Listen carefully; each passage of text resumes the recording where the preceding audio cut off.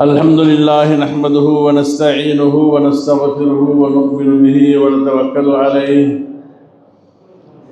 ونعوذ بالله من شرور أنفسنا ومن سيئات أعمالنا من يهده الله فلا مضل له ومن يضلله فلا هادي له ونشهد أن لا إله إلا الله وحده لا شريك له ونشهد أن سيدنا مولانا محمدا عبده ورسوله أما بعد أعوذ بالله من الشيطان الرجيم بسم الله الرحمن الرحيم ومن يعظم شعائر الله فإنها من تقوى القلوب صدق الله العظيم اللهم صل على سيدنا محمد وعلى آل سيدنا محمد وبارك وسلم اللهم صل على سيدنا محمد وعلى آل سيدنا محمد وبارك وسلم اللهم صل على سيدنا محمد وعلى آل سيدنا محمد وبارك وسلم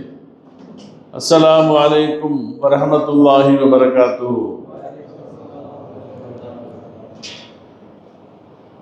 எல்லாம் வல்ல அல்லாஹ் ஜல்ல ஷானுஹு வ தஆலா வானத்திலும் சரி பூமியிலும் சரி எண்ணற்ற படைப்புகளை, பிரம்மாண்டமான படைப்புகளை அல்லாஹு தஆலா படைத்திருப்பதை நாம் பார்க்கின்றோம். வானத்தை தூண்கள் இல்லாமல் அல்லாஹு தஆலா விரிந்த வகையில் வைத்திருப்பதையும், பூமியை தட்டையாக அல்லாஹ் ஆக்கி வைத்திருப்பதையும், அவற்றில் மலைகளை முளை காம்புகளாக ஆக்கியிருப்பதை, அவைகளும் விண்முட்ட நின்று கொண்டிருப்பதையும் பார்க்கின்றோம். கடலை பார்க்கின்றோம், கடலிலே செல்லக்கூடிய கப்பல்களை பார்க்கின்றோம், வானில் நீந்தக்கூடிய சூரியன் சந்திரன்களை எல்லாம் பார்க்கின்றோம். இந்த பிரம்மாண்டமான படைப்புகள் அனைத்தையுமே அல்லாஹு தஆலா தன் திருமறையில் சொல்லும் பொழுது இவைகள் அனைத்தும் ஆயாத்துல்லாம், அல்லாஹு தஆலாவை இனம் காட்டக்கூடிய அத்தாட்சிகள் என்பதாக சொல்லும். இவைகள் அனைத்தையும் மூமின்களுக்கு நாம் அத்தாட்சியாக வைத்துள்ளோம் என்பதாக சொல்லும் பொழுது இன்ன ஃபிஸ் ஸமாவாத்தி வல் அர்தி லஆயாத்தின் லில் முஃமினீன், வானில் உள்ள பூமியில் உள்ள படைக்கப்பட்ட எல்லா வஸ்துக்களுமே அவைகள் மோமின்களுக்கு ஒரு ஆயத்தாக இருக்கின்றன. ஆயத் என்று சொன்னால் எங்களை நாங்களாகவே உருவாக்கி கொள்ளவில்லை. சூரியனோ சந்திரனோ எங்கள் இஷ்டத்திற்கு நாங்கள் நடந்து கொண்டிருக்கவில்லை. எங்களை இயக்கக்கூடிய ரப்பு அல்லாஹுவாக இருக்கின்றான். எங்களை எல்லாம் படைத்தவன் ரப்பு என்பதனை அவைகளெல்லாம் உலகிற்கு சொல்லி காட்டி கொண்டிருக்கக்கூடிய அத்தாட்சிகள். அர் ரஹ்மான் சூராவை எடுத்துக்கொள்வோமேயானால் அல்லாஹு தஆலா வானத்தை, பூமியை, நட்சத்திரத்தை, மரங்களை, கடலை, கப்பல்களை, இப்படி எண்ணற்ற வஸ்துக்களை எல்லாம் அல்லாஹு தஆலா அடுக்கடுக்காக பேசிவிட்டு ஃபபி ஐயி ஆலாஇ ரப்பிக்குமா துகذிபான், இவைகளில் எதை நீங்கள் பொய்யாக்க முடியும்? அனைத்தும் என்னுடைய நியமத்துகளாக இருக்கின்றன, என்னை இனம் காட்டக்கூடிய என்னுடைய பிரம்மாண்ட படைப்புகள் என்பதாக அல்லாஹு தஆலா எண்ணற்ற வியத்தகு வஸ்துக்களை படைத்திருக்கின்றான். இது செய்தி. இவைகளுக்கு மத்தியிலே சில விஷயங்களை, சில இடங்களை, சில வார்த்தைகளை, சில செயல்பாடுகளை அல்லாஹு தஆலா அவைகளை ஷாயிருல்லாஹ் என்பதாக கூறுகின்றான். குர்ஆனிலே ஆயாத்துல்லாங்கிற வாசகமும் இருக்குகின்றது. அது எதை சொல்கிறான்னு சொன்னால், இந்த பிரம்மாண்ட வஸ்துக்களை எல்லாம் சொல்லும் பொழுது, மனிதனுடைய தூக்கத்தை சொல்லும் பொழுது, இரவு பகல் மாறி வருவதை சொல்லும் பொழுது, ஆண் பெண்ணை படைத்திருப்பதை சொல்லும் பொழுதெல்லாம் ஆயத்துகள் என்பதாக சொல்லக்கூடிய ரப்பு சில விஷயங்களை ஷாயிருல்லாஹ், அல்லாஹு தஆலாவை, அவனுடைய புனிதமான தீனை, மார்க்கத்தை உங்களுக்கு இனம் காட்டக்கூடிய புனித வஸ்துக்கள்னு சொல்கிறான். புனித பொருட்கள், புனித சின்னங்கள் என்பதாக சொல்லி அல்லாஹு தஆலா திருமறையிலே ஷாயிருல்லாஹ் என்ற ஒரு வார்த்தை உபயோகிப்பான். அப்போ அந்த ஷாயிருல்லாஹ் என்று சொல்லும் பொழுது நிறைய வஸ்துக்கள் அல்லாஹ்வுடைய புனிதத்தை, இஸ்லாத்துடைய உயர்வை சொல்லக்கூடிய இனம் காட்டிகள் இருந்து கொண்டிருக்கின்றன. முதலாவதாக சொன்னால் பாங்கை சொல்லலாம். இது ஷாயிருல்லாஹ். உலகத்தில் எந்த மூலைக்கு நாம் சென்றாலும், அந்த நாட்டுடைய பாஷையே நம்மளுக்கு தெரியாமல் இருந்தாலும் கூட பாங்கு சப்தம் கேட்டு விடுமையானால் அல்லாஹ்வுடைய அடையாளம். ஓடி செல்லுகின்றோம். தொழுகை இங்கு மஸ்ஜித் இருக்குகின்றது. வேறு எந்த ஒரு மதத்திலும் எந்த ஒரு வழிபாட்டு தலங்களிலும் ஒரே வகையான அந்த அழைப்புகள் இருக்காது. அல்லாஹு தஆலா அமைத்து கொடுத்த தனித்துவமான ஷாயிரில் ஒன்று அசான் சத்தம். அடுத்து அல்லாஹ்வுடைய ஷாயிர்களில் உண்டான ஒன்று சலாம் சொல்லுவது. உலகத்தில் எந்த மதத்திலும் யாரும் தெரிந்தவர்களை கொண்டுதான் வார்த்தைகள் வேறு வேறாக இருந்தாலும் தெரிஞ்சவங்களுக்கு தான் சொல்லுவாங்க. இஸ்லாத்துடைய முக்கியமான மிக சிறந்த பண்பு என்னன்னு சொன்னாக்கா அஃப்ஷவு சலாம். முதல் வார்த்தை அதுதான். சொன்னாங்க, இஸ்லாத்தை நீங்கள் சலாத்தை கொண்டு நீங்கள் முற்படுவது மனிதர்களை பார்க்கணும். சலாம் சொல்லுவது இஸ்லாமிய அடையாள சின்னம். அது அல்லாஹ்வுடைய புனிதமான அடையாளம். அது அப்போ பாங்கு சொல்வதை பார்க்கின்றோம், இந்த சலாம் சொல்லுவதை பார்க்கின்றோம். குர்ஆன் உலகத்திலே எத்தனை வேதங்கள் இருந்தாலும் அடையாள சின்னம் ஷான், அல்லாஹ்வுடைய ஷாயர், மிக உயர்ந்த ஷாயர். இப்படி ஒவ்வொன்றையும் சொல்லலாம். பெண்களை பார்க்கும் பொழுது புர்கா அணிவது, வேறு எந்த மதத்திலும் இல்லாத அந்த முறையோடு புர்கா அணிந்து செல்லுவது ஷாயர், இஸ்லாமிய சின்னம், அடையாளம். அது இன்னும் ஷாயிர்களை சொல்லும் பொழுது அல்லாஹ் திருமறையில் சொல்லுவான், ஃபீஹி ஆயாத்தும் பையினாத்தும். நீங்கள் மக்காவுக்கு போனீங்க என்று சொன்னால் உங்களுக்கு நிறைய புனித சின்னங்கள் இருக்கின்றன. காபத்துல்லா அல்லாஹ்வுடைய புனித சின்னம். அந்த மூலையில் இருக்கக்கூடிய ஹஜ்ருல் அஸ்வத் அல்லாஹு தஆலாவை இனம் காட்டக்கூடிய ஷான், மிக உயர்ந்த ஒரு பொருள்.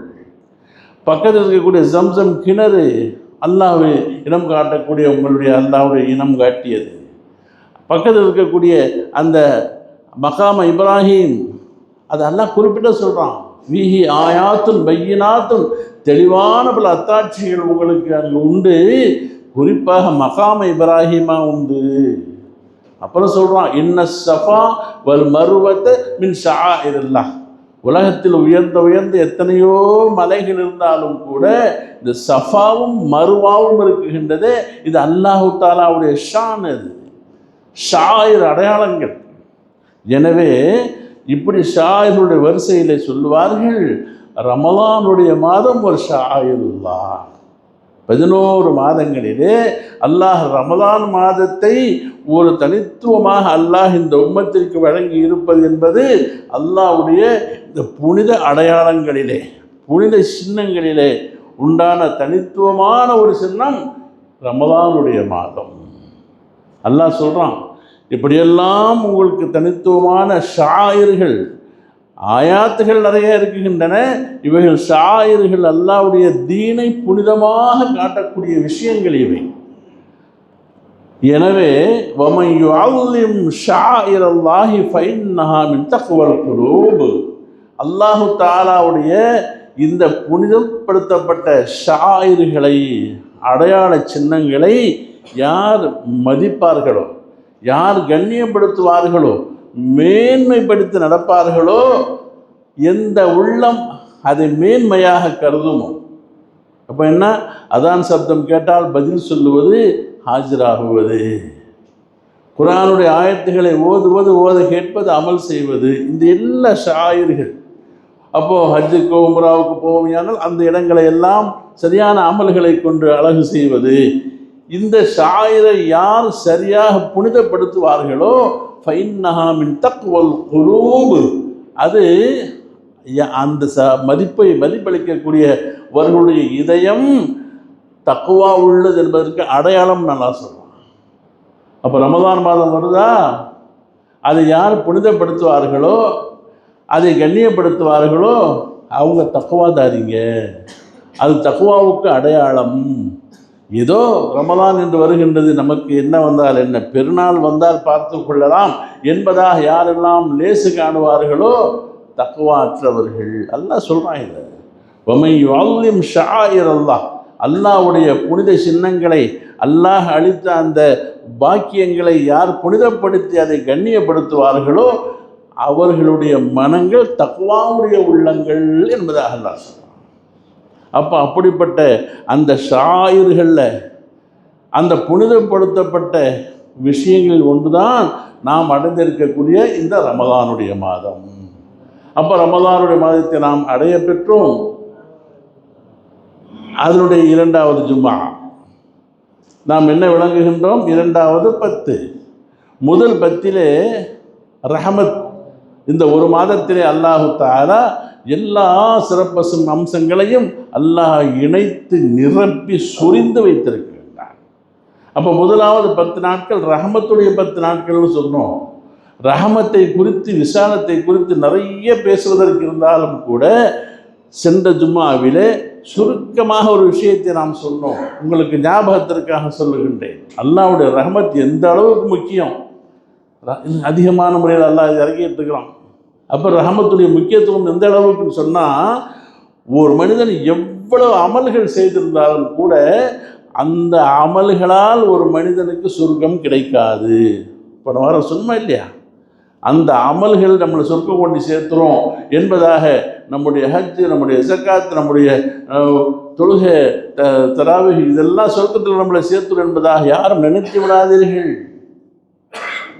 சொர்க்கம் செல்வதற்கு என்ன காரணம்? எது? அவைகளை அல்லாஹ் ஏற்று உங்கள் மீது அல்லாஹ் ரஹமத்து செய்ய வேண்டும். இல்லா அங்க தகம்மதனி அல்லாஹு பிரஹமத்திஹி வஃபஸ்லிஹி, அல்லாஹ் என்னுடைய அமல்களை எல்லாம் அங்கீகரித்து எனக்கு அதன் மூலம் ரஹமத்து செய்தாலே ஒழிய என்ற ஹதீஸை நாம் சென்ற ஜும்மாவில் பார்த்தோம். அப்போ ரஹமத் என்பது அந்த அளவுக்கு முக்கியம். ரஹமத் இல்லை என்று சொன்னால் எந்த அமலுக்கும் வேலை இல்லை, எந்த அமலுக்கும் வேலை இல்லை. எப்படி எல்லா சாதனங்களும் இருக்குகின்றன, அந்த எலக்ட்ரிக் சாதனங்கள், எலக்ட்ரிக் இல்லைன்னு சொன்னால் எதுவும் வேலை செய்யாது. அப்போ அல்லாஹ்வுடைய ரஹமத் மாதிரி கரண்ட் இருக்குது. அல்லாஹ்வுடைய ஒரு உதாரணத்துக்கு சொல்கிறேன், அது இருந்தால் எல்லாம் வேலை செய்யும். ரூஹு மாதிரி, ரூஹு இருந்தால் கை வேலை செய்யும், கால் வேலை செய்யும், கண் வேலை செய்யும், எல்லாம் செய்யும். அந்த ரூஹு இல்லை என்றால் எதுவுமே உபயோகமாகாது. அப்போ அல்லாஹ்வுடைய ரஹமத் இல்லாமல் எதுவும் இல்லை என்பதனை குறித்து நாம் பார்க்க செய்தோம். இப்போ மக்ஃபிரத் 2வது 10 இது எவ்வளவு முக்கியத்துவமானது. மக்ஃபிரத் இருக்குது, இந்த பாவ மன்னிப்பு என்பது, இதை குறித்து நிறைய பேசலாம். சென்ற ஜும்மாவில் சொன்ன அந்த மைய புள்ளியை போன்று இது உங்களுக்கு விளங்குவதற்காக ஒரு மைய புள்ளியான ஒரு ஆயத்தை நான் சொல்லியிருக்கின்றேன். ரஹமத்திற்கு பிறகு மக்ஃபிரத் என்பது எந்த அளவிற்கு மிக மிக அவசியமானது. அல்லாஹு தஆலா மக்ஃபிரத் விஷயத்திலே எவ்வளவு தனித்துவம் வாய்ந்தவனாக இருக்குகின்றான், விசாலமானவனாக இருக்குகின்றான். அடியாறுகளை மன்னிப்பதற்காக வேண்டி என்று அவன் நெருங்கி இருக்குகின்றான் என்பதனை சொல்லக்கூடிய திருமறையினுடைய அதிசயமான ஒரு ஆயத்தை நாம் பார்க்க இருக்கின்றோம். சூரே ஜுமரில் உண்டான ஒரு ஆயத்து. அந்த ஆயத்தை நாம் விளங்குவதற்கு முன்பாக உலக நடைமுறை ஒன்றை நாம் பார்த்தாக வேண்டும். உலகத்திலே ஒவ்வொரு மனிதர்களிடத்திலேயும் ஒரு பழக்கம் இருக்குகின்றது. என்ன பழக்கம் என்று சொன்னால், எல்லாத்துலேயும் இருக்குது. ஒரு காரியமோ, ஒரு நிர்வாகமோ, ஒரு சிறப்பான செயல்பாடுகளோ நடந்து அது புகழ்மிக்கதாக மாறிவிடுமையானால் அந்த காரியத்தில் லேசாக ஒரு ஈடுபாடு உள்ளவராக இருப்பார். அந்த காரியம் நடைபெறும் பொழுது, நிறுவனம் ஆரம்பிக்கப்படும் பொழுது அந்த நிர்வாகத்தில் கொஞ்சோண்டு லேசாக ஒரு பங்கெடுத்திருப்பார். அந்த நிர்வாகம் ரொம்ப உயர்ந்து வளர்ந்து பரவி பெரிய பேர் வாங்கும் பொழுது இந்த கொஞ்சோண்டு அதில் லேசாக ஈடுபட்டிருந்தார் இல்லையா, என்ன சொல்வார் தெரியுமா மக்கள்கிட்ட? நான் அந்த காலத்தில் அதில் ஈடுபடலைன்னா இந்த அளவு வளர்ந்துருக்காது. என்ன சொல்வார்? பெருமை. ஒரு நிறுவனம் நல்லா ஆகிப்போச்சு, வளர்ந்துருச்சு, ஒரு காரியத்தை புகழ்கிறாங்கன்னு சொன்னால் இவருக்கு கொஞ்சம் ஈடுபாடு இருந்தாலும் கூட நான் அதில் முக்கியமாக உழைச்ச ஆள் சொல்லக்கூடிய பழக்கம். அதே நேரத்தில் ஒரு காரியம் சரியில்லை, வீணாக போச்சு, அது நாசமாக போச்சு, அதுக்கு முக்கிய காரணம் இவராக தான் இருந்திருப்பார். அதை இது பண்ணார், படம் தான் சரியாக நடக்கலை, அது சரியான பேர் வாங்க இல்லை என்று சொன்னால் இவர் நைஸாக ஒதுங்கிடுவார். எனக்கு அதுக்கு சம்மந்தமே இல்லைங்கிற மாதிரி இருக்கா இல்லையா உலகத்தில்? ஒரு விஷயத்தில் நல்ல பேர் வந்துருச்சுன்னா அந்த பேர் தனக்கும் பாரு, நானும் தான் அப்படிம்பாரு. அது சரியாக பேர் வாங்கல இதாக போயிடுச்சு, நஷ்டமாயிடுச்சுன்னாக்கா நைஸாக விலை விட்டு எனக்கு அதுக்கு சம்மந்தம் கிடையாதுப்பா, நான் அப்போவே சொன்னேன் வேணாண்ட அப்படின்னு போயிடலான்னு சொல்லுவார். இது மனிதனுடைய பழக்கம். சாதாரண மனுஷன்கிட்ட மட்டும் இல்லை, ஸல்லல்லாஹு அலைஹி வஸல்லம் கூட இருந்துச்சாங்க. எப்படிங்க ரசூலுல்லாஹ் குறை சொல்கிறோம்னு இல்லை, சில ஹதீஸுகளை பார்க்குறோம். நம்ம என்ன சொல்கிறாங்க, சிலரை ஒதுக்கிடுவாங்க, இது நம்மளால் இல்லைன்றான். என்ன உதாரணம்னா, உலகத்தில் இன்னும் ஒரு முக்கியமாக விளங்கிக்கணும். ஒரு பிள்ளை, ஒரு பையன் ஸ்கூலுக்கு போகிறான், ஸ்கூலில் நல்ல மார்க் வாங்கிட்டான், ஃபஸ்ட் ரேங்கு, மக்கள்லாம் அவனை புகழ்கிறாங்க. இதுக்கு எல்லாம் மூல காரணமாக மனைவி இருந்திருப்பான், அம்மாக்காரி. ஸ்கூல் விட்டு அந்த உடனே டியூஷனுக்கு போக படிக்க எல்லாம் சொல்லி ரொம்ப சிரமப்படுவான். இவன் அந்த ஸ்கூலில் பேர் வாங்கிட்டு வந்துட்டான். இவன் என்ன சொல்லுவான், அதை பொண்டாட்டிக்கிட்ட, யாருடைய பிள்ளை பார்த்தியா சொல்லுவான். யார் பிள்ளை? என் பிள்ளை இல்லையா? அப்படித்தான் இருப்பான். அதே நேரத்தில் அந்த பிள்ளை சரியாக மார்க் வாங்கலை, கெட்ட பேர் வாங்குகிறான், ஸ்கூலில் சரியில்லைன்னு சொல்லி கெட்ட பேர் அவன் மேல் சொல்லப்படுமையானால் உடனே பொண்டாட்டி வேலை போட்டுருவான். அவன் வளர்ப்பு அப்படி விட்டுருவான், அர்த்தம் மேலே போட்டுறது. நல்லது வரும்போது தாப்பங்க சேர்த்துக்கிறது, தீயது வரும் பொழுது பிறத்தை ஒதுக்கி விட்டுறது. இது பழக்கம் இருக்கா இல்லையா? இருக்குது. ஸல்லல்லாஹு அலைஹி வஸல்லம் மட்டும் வெடிச்சிங்க. அந்த மாதிரி ஒரு ஹதீஸை பார்க்குறோம், மன் ரஷ ஃபலைஸ மின்னான்ட்டாங்க. யார் ஒருவர் மோசடி செய்வானோ, அவன் எவ்வளவு தொழுகையாளையாக இருந்தாலும் சரி, ஹஜ்ஜாலியாக, நமாஸ்தாராக, நோம்பாளியாக இருந்தாலும் சரி, ஃபமன் ரஷ ஃபலைஸ மின்னா, யார் ஏமாற்று வேலை செய்வானோ நம்மை சார்ந்தவன் அல்லன்ட்டாங்க. ரசூலுல்லாஹ் ஒதுக்கி விட்டாங்க. மனுஷன்கிட்ட இருக்குது. ரசூலுல்லாஹ் குறை சொல்கிறோன்னு அல்ல ஹதீஸ் இது. அதே மாதிரி இன்னொரு ஹதீஸ் பாருங்க, மன்லம் யர்ஹம் சகீரனா வலம் யுவக்கிர் கபீரனா ஃபலைஸ மின்னா, யார் சிறுவர்களின் மீது இரக்கம் காட்ட மாட்டார்களோ, பெரியவங்களை மதித்து நடக்க மாட்டார்களோ, அவர்களும் என்னை சார்ந்தவர்கள் அல்ல. நல்லது செய்யும் பொழுது உம்மத்தோடு சேர்க்குறாங்க, இது மாதிரியான தப்புக்காரன் செய்யும் பொழுது நம்மளால் அல்லன்னு சொல்கிறாங்க.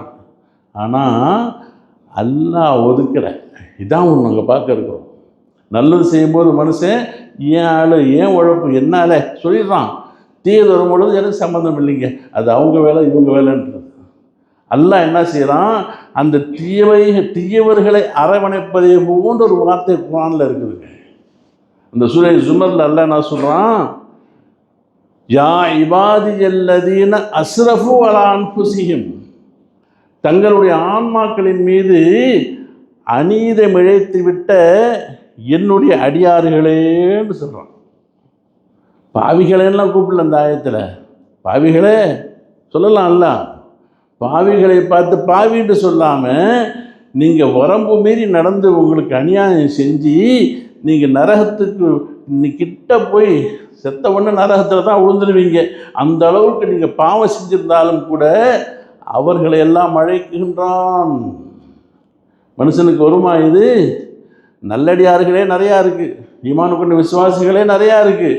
இந்த ஆயத்தில் எல்லாம் நான் சொல்கிறான், பாவம் செய்து வரம்பு மீறி ஆன்மாக்களுக்கு அநீதம் இழைத்து விட்ட என்னுடைய அடியார்களுங்கிறாங்க. தான் அவங்களுக்கு பிரச்சனை.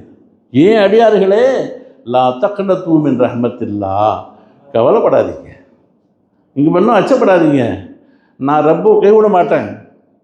இன்னல்லாஹ யக்ஃபிரு ஸுனூப ஜமீஆ, உங்கள் பாவத்தை எல்லாம் நான் மன்னிச்சிடுறேன், கவலைப்படாது. இது யாருக்கு இங்கே வரும்? மனுஷனுக்கு வராது. நல்லது செய்யும்போது அரவணைச்சிக்கிறான், கொஞ்சம் தான் விளக்கி விட்டுறான் மனுஷன். அல்லாஹ் அவர்களை போய் கூப்பிட்றான், வாங்க, உங்களுக்கு அநியாயம் பண்ணிட்டீங்களா, ரொம்ப தப்பு பண்ணிட்டீங்களா, கவலை எல்லாம் படாது, இந்த நான் இருக்கிற ரொம்ப இருக்கிறேன் வாங்க என்பதாக சொல்லக்கூடிய அந்த அரவணைப்பை நாம் அந்த ஆயத்தின் மூலமாக பார்க்கின்றோம். யா இபாதி, நபியே சொல்லுங்கன்னு சொல்கிறான், குல் யா இபாதி அல்லதீன அஸ்ரஃபு அலா அன்ஃபுஸிஹிம், நபியை நீங்கள் சொல்லுங்கள், நான் எப்படிப்பட்ட மகஃபிரத்துக்காரன், மன்னிக்கிறவன் என்று சொன்னால் அவன் பாவத்தில் மூழ்கி அநியாயத்தில் மூழ்கி போய் கடந்து விட்டாலும் கூட மன்னிக்க இதோ நான் இருக்கின்றேன், நீங்கள் வந்துங்க என்கிட்ட கையேந்துங்க, எல்லாத்தையும் மன்னிச்சுங்க, எல்லாம் சொல்லக்கூடிய விஷயம். ஆனால் இன்னொரு விஷயமும் பார்க்கணும். நம்ம மனுஷன் என்ன செய்வான்னு கேட்டால் மன்னிப்பான். மனிதர்களிடத்தில் மன்னிக்கும் தன்மை இருக்குகின்றது. அதே நேரத்தில் சமயத்தில் அவனை பார்க்கும்போதெல்லாம் ஏதோ தப்பு செஞ்சுட்டான், மன்னிப்பு கேட்டான், மன்னிச்சிடுவான். ஆனால் அவனை பார்க்கும்போது டக்குன்னு அந்த எண்ணம் வரும், இவன் பொடிப்பட்ட ஆள்றா இவன் அப்படின்ட்டு நினைப்பான். அது மட்டும் இல்லாமல் சமயத்தில் சொல்லி காட்டிடுவான், அது போகிறான்ல, இந்த நல்ல தொழுகையாளி ஆகிட்டான், இப்போ நல்ல நோன்பாளி ஆகிட்டான், ஒரு காலத்தில் எனக்கு என்ன பண்ணவன் தெரியுமா சொல்லுவோம் நம்ம பழக்கம். அல்லாஹ் அந்த வேலையை செய்கிறதே இல்லை. அல்லாஹ் என்ன செய்ய மாட்டான், அந்த வேலை செய்ய மாட்டான். ஏன்னு கேட்டால் அல்லாஹ் சத்தாருன், மன்னிக்க மட்டுமல்ல மறைத்து விடக்கூடியவன், அழிச்சிடுவான், செயலேட்டிலே இருக்காது. அல்லாஹ்வுடைய மன்னிப்பு மன்னிச்சு விட்டுறதல்ல, செயலேட்டை விட்டு எடுத்துடுவான், பாவங்களை மன்னிப்பான். அதற்காக அல்லாஹ்வுடைய கல்வியில் அல்லாட்ட எந்த சிந்தனையும் இருக்காது. அப்படிப்பட்டவன் அல்லாஹ். மனுஷங்கிட்ட அது இல்லை. அது இருந்தது மனுஷங்கிட்டங்கிறதுக்கு ஒரு சின்ன ஹதீஸில் ஒரு விவரத்தை நான் சொல்ல வருவேன். ஹதீஸில் பார்த்தோம்னா ரசூலுல்லாஹ்வுக்கு குறை சொல்வதாக அல்ல, மனிதர்கள் என்ற அந்த தன்மையில் சமயத்தில் அப்படியும் உண்டு. என்ன செய்தின்னு சொன்னால், பத்ர் யுத்தத்தின் பொழுது ஹிந்தா என்ற பெண்ணினுடைய கணவரை ஹம்ஸா ரலியல்லாஹு தஆலா அன்ஹு வெட்டி சாவடிச்சிடுறாங்க காஃபிரை. இந்த ஹிந்தா என்ன செய்கிறாங்க, பிற்காலத்து இஸ்லாத்தை வந்துடுறாங்க. என்னை கொலை செய்த என் புருஷனை கொலை செய்த ஹம்சாவை கண்டம் துண்டமாக வெட்ட வேண்டும் என்பதாக சொல்லி வஹஷி என்று சொல்லக்கூடிய ஒரு அடிமையை ஏற்பாடு செய்து அதே மாதிரி அனுப்பி அடுத்த உஹது யுத்தத்தில் அப்படியே பீஸ் ஆகிட்டான். அடையாளமே தெரியாது. ஹம்ஸா ரலியல்லாஹு தஆலாவுடைய சடலத்தை சொல்ல முடியாத அளவு பீஸ் பண்ணிட்டாங்க. ஸல்லல்லாஹு அலைஹி வஸல்லம் பார்த்துட்டு மனசுக்கு எவ்வளோ வேதனை, ரொம்ப கஷ்டம். இப்படி இல்லாமல் நடக்கும், இப்படி இல்லாமல் மனிதாபிமானம் இல்லாமல் நடக்கும் என்பதாக ரொம்ப வருத்தப்பட்ட செய்தி ஸல்லல்லாஹு அலைஹி வஸல்லம் அவர்களுக்கு அது ஒரு செய்தி நிகழ்ச்சி. ரசூலுல்லாஹ்வுடைய சித்தப்பாவாச்சேன் ஹம்ஸா ரலியல்லாஹு அன்ஹு. என்ன நடக்குது, ஒரு காலத்தில் ஹிஜ்ரி 8ஆம் ஆண்டு மக்காவை வெற்றி பெறப்படுகின்றது. இஸ்லாமியர்கள் கையில் வந்துட்டா மக்கத்து மக்கள் எல்லாம் என்ன ஆகுமோ நினச்சிட்டு இருக்கிறாங்க. ரசூலுல்லாஹ் பொது மன்னிப்பு கொடுத்துட்டாங்க. எதுவரையில் ஹிந்தாங்கிற பொம்பளையும் வந்துட்டாங்க, நான் இஸ்லாம் ஆகிட்டேன், நான் தான் ஆளை வச்சு அடித்து மாதிரி செஞ்சேன், என்னை மன்னிச்சிருங்கன்ற ரசூலுல்லாஹ் மன்னிச்சிட்டாங்க. இந்த வஹஷி கொலை பண்ணார் இல்லையா, இவர் கொஞ்சம் மறைஞ்சு கிழிஞ்சிருந்தார். ஆமுட்டாங்க நம்ம அவ்வளோதான். 2 பேரில் அவ்வளோக்கும் ரசூலுல்லாஹ்வுக்கு. சில நாட்கள் கழிந்தன. தாயிஃப் நகரத்து மக்கள் ரசூலுல்லாஹ் விட்டதையும் எல்லாரும் போய் இஸ்லாத்தை சேர்வதையும் அறிந்து தாயிஃப்லேருந்து பெரிய ஜமாத், ஏன்னா அவ்வளோ துரோகம் பண்ணாங்க. தாயிஃப் மக்கள் என்னென்ன தெரியும், கும்பலாக வந்துட்டாங்க ஈமான் கொள்ள. வஹஷி பார்க்குறாரு, மக்காவிலும் எல்லாம் ஈமான் கொண்டாங்க, தாயிஃப்லையும் ஈமான் கொண்டாங்க, நம்ம பெரிய தப்பு பண்ணிட்டோம், நம்ம ரசூலுல்லாஹ்ட்ட போய் மன்னிப்பு கேட்டு இஸ்லாத்தில் சேர்ந்துடலாம் என்பதாக சொல்லி கும்பலாக யார் போகிறா, வஹஷி போகிறார். எல்லாத்தையும் களிமா சொல்லி கொடுக்குறாங்க. களிமா சொல்லி எல்லாம் இஸ்லாத்தில் வந்தாங்க, துவா செஞ்சாங்க. செஞ்ச உடனே இந்த வஹஷி என்ன செய்கிறார், மெதுவாக போகிறார். ரசூலுல்லாஹ்ட்ட போய் நான் சொல்கிறாங்க, யார் ரசூலுல்லாஹ் ஆனால் வஹஷி அப்படின்னாங்க. நான் தான் வஹஷி. ரசூலுல்லாஹ் கேட்டாங்க, அந்த கத்தல்த ஹம்சாவை கொலை பண்ண ஆளா நீ?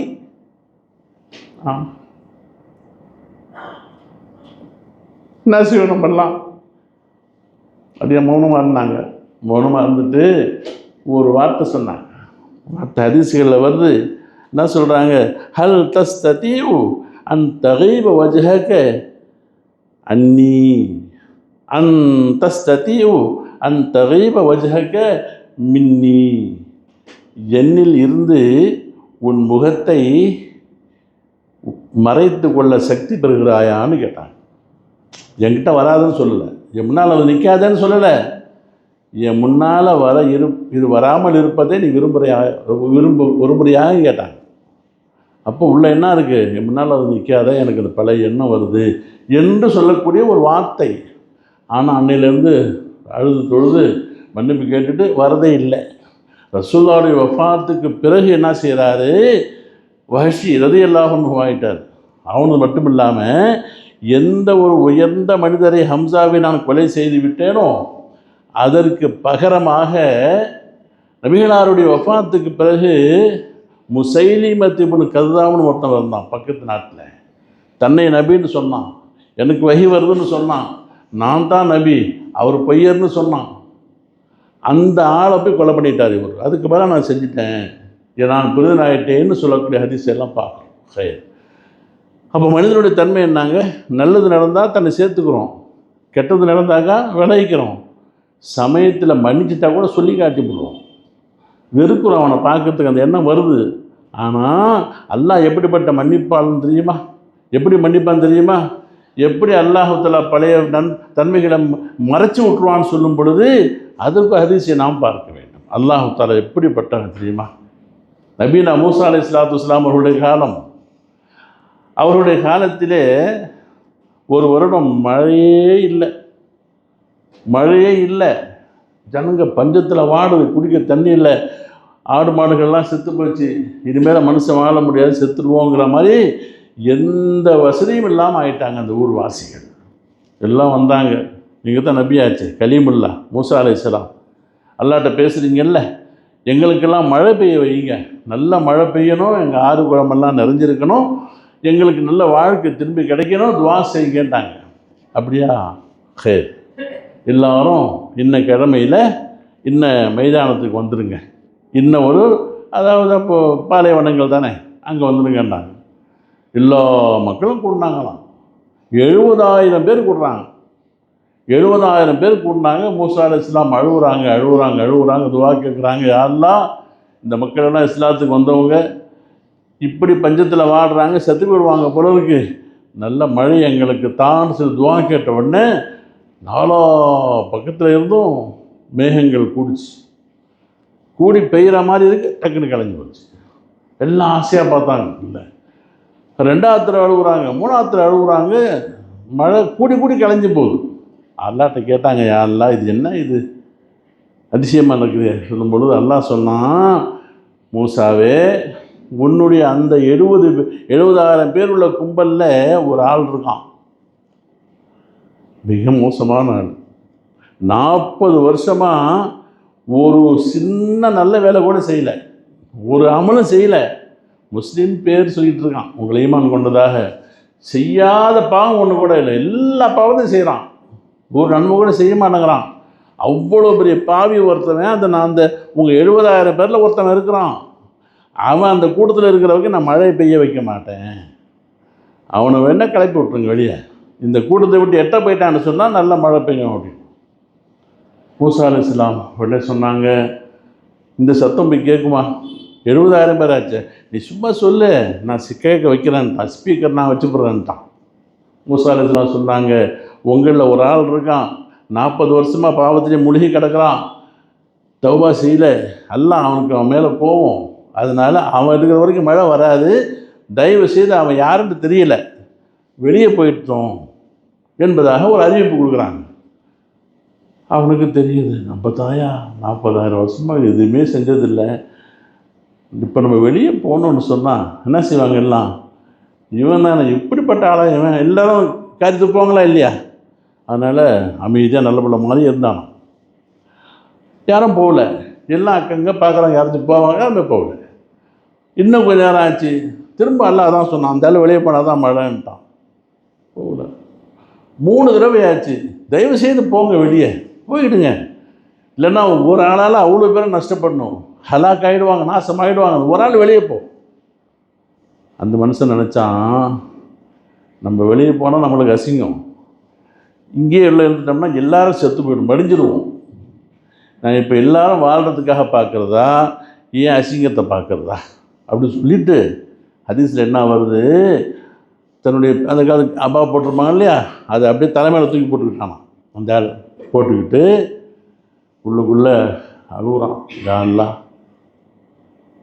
என்ன மனுஷ் தௌபாவை ஏற்றுக்கோ, இன்னும் செய்ய மாட்டேன், என்னால் இவ்வளோ பேர் நாசப்படுவது நல்லா இல்லை, நான் ஒரு ஆளால் இவ்வளோ பேர் சாக வேண்டாம், மழை வரணும், உண்மையிலே தௌபா செய்கிறேன், நான் மீண்டுட்டேன், 40 வருஷத்து பாவங்களை எனக்கு எல்லாம் மன்னிச்சிருன்னு சொல்லிட்டு அழுது தொழுது துவா கேட்டு தொழுவில் அப்படியே உள்ளவே கேட்குறான், மூடிக்கிட்டான், வேறு ஜுப்பகப்பட்டு மூடிக்கிட்டான். கொஞ்ச நேரத்தில் மழை, சரியான மழை, நல்ல மழை. பார்க்குறாங்க எல்லோரும், யாரா வெளியே போனால் எல்லோரும் சுற்றி சுற்றி பார்க்கலாம், யாராச்சும் வெளியே போயிட்டானான்னு சொல்லி. யாருமே போகல, அந்த ஆள் உள்ளே தான் இருக்கிறான். ஆனால் மழை பெய்யுத. மழையெல்லாம் பேஞ்சு முடித்த உடனே மூசா அலைஹிஸ்ஸலாம் கேட்டாங்க, யா அல்லாஹ், என்ன யாருமே வெளியே போகலையே, மழை பெய்யுத. எந்த மழை யாரால் நிறுத்தப்பட்டிருந்ததோ, நீ எதிர்பார்த்த மழையை விட அதிகமாக நம்ம கொடுத்துருக்குறோம், அதுக்கு காரணமே அந்த ஒரு ஆள் தான்டானா. அல்லாஹ் சொல்கிறான், அந்த ஒரு ஆளாக தான் மழை நின்று போயிருந்துச்சு, மன்னிச்சிட்டேன், அவர் தான் இவ்வளோ மழைக்கும் காரணம் அப்படின்னோடனே இப்போ கேட்டாங்களாம், இப்போ வாட்ச சொல்ல, அந்த ஆளை தான் பார்க்குறேன். அந்த ஒரு ஆள் யாருன்னு தெரிஞ்சுக்கிட்டாக்கா நல்ல ஆள் தான் நடப்போம்ல. என்ன தப்பு அவன் பேரில் இருக்க? அல்லாஹ் என்ன சொன்னான், அந்த ஹதீஸில் அப்படியே வருது பாருங்கள். அல்லாஹ் என்ன சொல்கிறான், இன்னி சதர்த்து ஜன்பஹு 70 சனத்தன், 40 ஆண்டு காலமாக பெரிய பாவங்களை செஞ்சான், அது வரைக்கும் நான் வெளியே காட்டாமல் அவன் பாவத்தை மறைச்சியே வச்சுருந்தேன். அப்படிப்பட்ட ரப்பு இன்னைக்கு அவனின் மீது கோபத்தை நீங்கள் காட்டுவதற்காக வேண்டி அவனை அசிங்கப்படுத்த நான் விரும்பவில்லை. அல்லாஹ் விரும்பலை, நான் அசிங்கப்படுத்த விரும்பலைன்னு சொல்லிட்டான். அப்போது அல்லாஹு தஆலா மனுஷனுக்கு விட எவ்வளோ வித்தியாசப்படுறான் பாருங்கள். பாவிகளை எல்லாம் அரவணைச்சு என் பக்கம் வாங்கங்கிறான், ஒதுக்கி விடல. அதே மாதிரி பாவம் செய்து மன்னித்தவனையும் கூட அல்லாஹ் மறந்துடுறான், இல்லாமல் ஆக்கிடுறான். இதற்கெல்லாம் என்ன காரணங்க? அல்லாஹு தஆலாவுடைய மக்ஃபிரத். அந்த மக்ஃபிரத் என்ற பாவ மன்னிப்பு அதிகமாக அருளப்படக்கூடிய சிறந்த காலம். அப்போ அல்லாஹு தஆலா அடியார்களை அவன் முன்னிருந்து வரான். யா இபாதி, என் அடியானேன்னு கேட்டுக்கிட்டு வரான் மன்னிக்கிறதுக்காக வேண்டி. அப்படிப்பட்ட காலங்களிலே நாம் நல்ல அமல்களை அதிகமாக செய்வது, அல்லாஹ்வுடைய அடையாள சின்னங்களில் உண்டாகக்கூடிய ரமதானை பேணுவது, இந்த ரமதானில் செய்யக்கூடிய அமல்களை எல்லாம் தராவீஹ் தொழுகை, அதே மாதிரி நஃபிலான வணக்கங்கள், குர்ஆனை ஓதுறது, இன்னும் முக்கியமாக இந்த இஃப்தாருடைய அமலுக்காக வேண்டி முடிஞ்ச அளவு நம்ம பள்ளிவாசல்களுக்கு செலவு செய்கிறது. நம்மளால் பல பேர் நோன்பு திறக்கிறாங்களேங்கிற அந்த ஆர்வத்தோடு அல்லாஹ் நம்முடைய பாவங்களெல்லாம் மன்னிக்கிறதுக்கு இதெல்லாம் நம்மளுக்கு காரணமாக அமையட்டும் என்ற எதிர்பார்ப்போடு அல்லாஹு தஆலாவை நெருங்கக்கூடிய இந்த நல்ல காலங்களிலே நாம் குழுமி இருக்கின்றோம். எல்லாம் வல்ல அல்லாஹு தஆலா தன்னுடைய அருளை, ரஹமத்தை, மக்ஃபிரத்தை எந்த அளவிற்கு அருள்வானோ அந்த அளவிற்கு அல்லாஹ் அதிகப்படுத்தி வைக்க வேண்டும். எனவே இந்த 10 நாட்கள் கேட்கக்கூடிய துவா என்னாங்க? அல்லாஹும்ம இன்னக அஃபூன் துஹிப்புல் அஃப்வ, யா அல்லாஹ் நீ மன்னிக்கக்கூடியவன், மன்னிப்பதை விரும்பக்கூடியவன். ஃபஅஃபு அன்னி, என்னுடைய பாவத்தை மன்னிப்பாயாக. அல்லாஹும்ம இன்னக அஃபூன் துஹிப்புல் அஃப்வ ஃபஅஃபு அன்னி என்ற துவாவை அதிகமாக செய்யக்கூடியவர்களாக நாம் இருப்போமாக. வாஹிர் தாவானா அனில் ஹம்துலில்லாஹி ரப்பில் ஆலமீன்.